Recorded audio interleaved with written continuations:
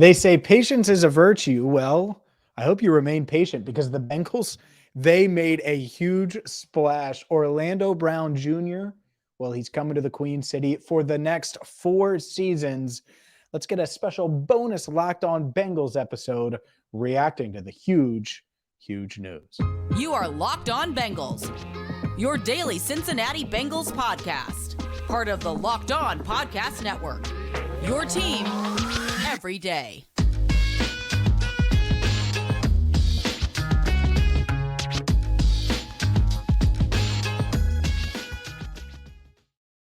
What up, and welcome in to the Locked On Bengals podcast, an emergency edition.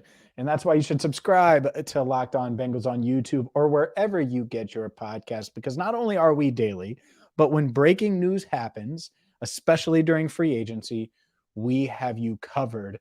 And today is no different. Jake Lisco and I recorded a full episode for Thursday. And so make sure you check that out. There's a lot of good insight into the tight end market, the safety market, running backs. We didn't cover offensive line a ton. In fact, I waited till the end to happen to mention Orlando Brown Jr. as a joke.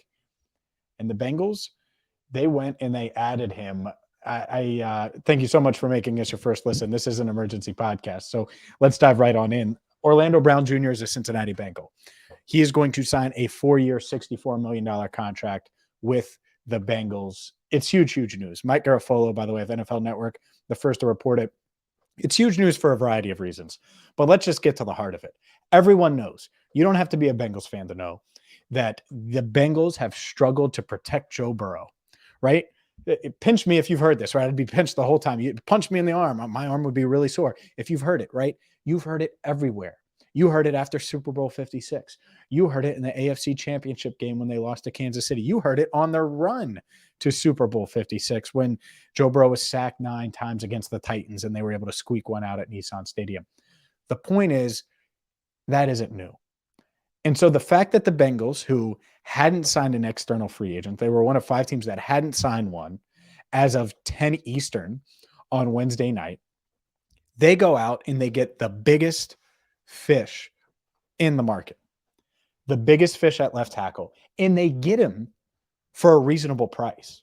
I mean, this is the best of really every world. You're talking about Orlando Brown Jr., a 26-year-old who's a 4-time Pro Bowler, has consistently gotten 70-plus overall grades from Pro Football Focus, 75, 75, 74, 72, 75. It's been really consistent. Gave up 4 sacks last season and is clearly, far and away, the Bengals' best left tackle, instantly becomes their best left tackle since Andrew Whitworth. This is huge news. It stabilizes a position of need because Jonah Williams, who maybe he slides to the right side, maybe he doesn't, but Orlando Brown Jr. is going to play left tackle, and you don't have to worry about, oh, well, who's going to be the left tackle of next year or the year after that or the year after that. And I love this by the Bengals. I do. And I love it much more than what the Chiefs did for their tackle issue, which was let Orlando Brown Jr. walk, sign Jawan Taylor, and now they're moving him to left tackle. That's weird to me. And when you look at the price tag, that to me is just awesome. $64 million over 4 years. Mike Garafolo reporting that there's $31 million in bonus money coming this year. Huge way to get it done. I love it. I think it's a great value deal. I think he's going to instantly upgrade this Bengals offensive line, and not by a little bit, significant upgrade. Orlando Brown Jr. is durable. He's played in every game. I'll say it again. Every game since being drafted in the 3rd round out of Oklahoma in the 2018 draft. He played for Baltimore for 3 seasons. 16 games. Was traded to Kansas City. 16 games and then 17 games this past year. A 4-time Pro Bowler, made the Pro Bowl in the past 4 years. Didn't make it as a rookie, but has started all but 6 games in his career. Didn't start 6 of his 16 games during his rookie campaign. This is huge. And I'm not saying he's perfect, and there's time to analyze it and break down the film, what he does well, what he brings, what he doesn't, all of those things. And we will do that here on Locked On Bengals. You know we will do that. But Jake Lisco, he's busy. We literally just finished. It's 10:48 at night in Eastern time, and he's West Coast time. So he had a hot date. That's great. Good luck, Jake. Hopefully it goes well. It's a first date. I'm just kidding about the hot date. Hopefully it goes well. Point is, though, he couldn't miss that. So guess what? We'll do a Locked On Extra and give you the news here, and then we'll go from there. But I got to be honest with you. I'm excited. I didn't see it coming. I didn't. I mentioned Taylor and McGlinchey, and I like the idea of that. I think I might like this idea more. I do, because you feel good about what they have at left tackle now. It's not, well, maybe Jonah can take us. You're not making the Jonah face. Well, if he can stay healthy and take a step, then it might just be. No, you're getting a 6'8", 363-pound monster at left tackle. I like that.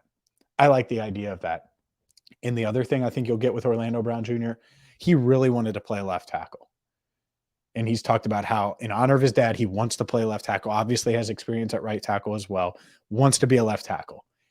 And so the fact that the Bengals gave him that opportunity, I think there's going to be some loyalty there. And he said this to Mike Garafolo. He said, I'm super thankful for the opportunity to carry on my father's legacy and be a left tackle. It was important to be able to play that position and play for a winning team and winning quarterback.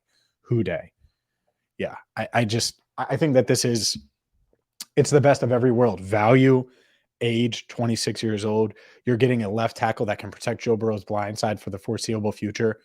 The contract, I don't think, is going to get in the way of keeping the T. Higgins, Jamar Chase, Joe Burrows of the world. It just makes sense. It makes sense all around. And so we were wondering what's going to happen. What's going to happen? And I was trying to preach patience. I didn't see this happening, though. And this cures it all. And I do think that we mentioned on our Wednesday show, like, what if they are working on the offensive line? And that's why they're kind of holding out on the safety spot right now. Not as worried about safety now, are you? And I get it. I understand the worry. I'm not questioning that. I just think that this was a huge, huge move by a team that has clearly earned the equity in free agency. I mean, think about all the moves they've gotten right in free agency. And whether it was Von Bell a few years ago, late in free agency, DJ Reader as free agency opened, which was a huge home run. Then Chidobe Awuzie, Mike Hilton the year after. You land Trey Hendrickson. And it's just like so many guys that they were able to get. And then last year, Kappa, Karras. Huge, huge run, home runs.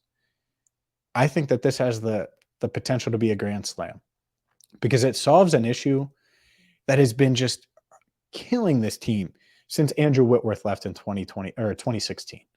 Killing them. Every single year it came up. And yeah, Jonah was supposed to be the solution. Maybe he can be the solution at right tackle. Maybe they'll move on from him. Who knows? We can talk more about that at a later date. We will certainly get Jake's reaction on our next show when it comes to the Orlando Brown Jr. news. But this is huge, huge news. And just a reminder to make sure you subscribe wherever you get your podcast to get news like this, get our reaction, and also check us out on YouTube. It's exciting time. It's an exciting, exciting time. And I think this Orlando Brown Jr., I just mentioned all those free agent signings. I think this has a chance to go down as big as any of those.